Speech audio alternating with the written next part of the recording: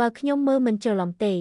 របស់នៅក្នុងដៃរបស់លោកម្នាក់នេះគឺជារបបបញ្ចូលធានឆាងក្នុងរឿងព្រេងនិទានពិតមែនមិនអាចទៅរួចទេរឿងទាំងនោះគ្រាន់តែជារឿងព្រេងតើមិននឹងអាចជាការប្រាកដទៅកើតខ្ញុំហ៊ានយកជីវិតចាស់នេះមកភ្នាល់ថាវាជាការពិតចុះលោកឯងហ៊ានភ្នាល់ជាមួយខ្ញុំទេថយចេញខ្ញុំលូឆាងសឿងសូមគោរពស្វាគមន៍លោកគ្រូពេទ្យទឹកលោកគ្រូលូលោកកំពុងធ្វើអីហ្នឹងបើសិនជាលោកម្នាក់នេះគឺលោកគ្រូពេទ្យទឹកប្រហាត់ខ្មោចពិតមែននោះទោះជាខ្ញុំលុតជង្គង់ក៏អស់ចិត្តដែរលោកគ្រូពេទ្យទឹកប្រហាត់ខ្មោចយាយណានបងនៅមានអាកំបាំងប៉ុន្មានទៀតទៅចេញទៅឲ្យអស់ទៅគេចង់ធ្វើអីហ្នឹងចង់បំពានសាកសពមែនទេលោកឯងបិទមាត់ទៅអ្នកទាំងអស់គ្នាថយក្រោយទៅកុំរំខានលោកគ្រូពេទ្យទឹកចាក់ចូលណូប្រាប់ថានាងបានដាក់កាមេរ៉ានៅក្នុងបន្ទប់ខ្ញុំត្រូវតែមើលឲ្យឃើញយាយណានបងនៅលាក់បាំងរឿងរ៉ាវច្រើនប៉ុណ្ណាទៀតទៅទោះស្ដេចយមរាជចង់យកជីវិតអ្នកនៅយាម3ក៏ខ្ញុំត្រូវតែរក្សាជីវិតអ្នកឲ្យដល់យាម5ដែរបញ្ចូលមានស្ទៀនឆាំងទាំង35មួយដើមបញ្ចូលទី1បើកទ្វារសួរបញ្ចូលទី2សម្រួលសរសៃបេះដូងបញ្ចូលទី3ហៅប្រលឹងត្រឡប់បញ្ចូលទី4រក្សាដង្ហើមជីវិត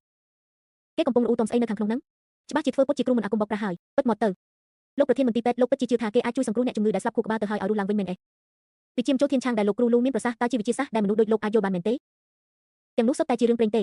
ខ្ញុំមិនជឿដាច់ខាតខ្ញុំនឹងប្តឹងប៉ូលីសទង្វើរបស់គេនេះគឺកំពុងតែប្រមាថសាកសពហើយ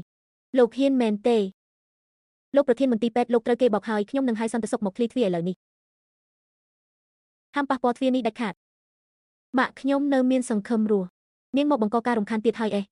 សន្តិសុខចាប់នាងចេញទៅពួកឯងហ៊ានមែនទេខ្ញុំមិនថយដាច់ខាតទង្វើរបស់នាងគឺកំពុងតែរារាំងការងារពួកយើងហើយគាត់គឺជាម្ដាយរបស់ខ្ញុំជឿជាក់ថាមនុស្សនៅខាងក្នុងអាចជួយគាត់បានអស់សំណាច់មែនស្លាប់ខួរក្បាលទៅហើយនឹងអាចជួយបានទៀតនាងគិតថាគេជាទេវតាកាលីបមែនទេទោះជាត្រូវពឹងទេវតាក៏ខ្ញុំត្រូវតែឲ្យគាត់សាកល្បងដែរអញ្ចឹងខ្ញុំនឹងឲ្យនាងមើលថាគេបរាជ័យបែបណាសន្តិសុខបុកទ្វារចូលទៅនេះជីបចោបេះដូងលោតឡើងវិញហើយតើមិនអាចទៅរួចទេឯ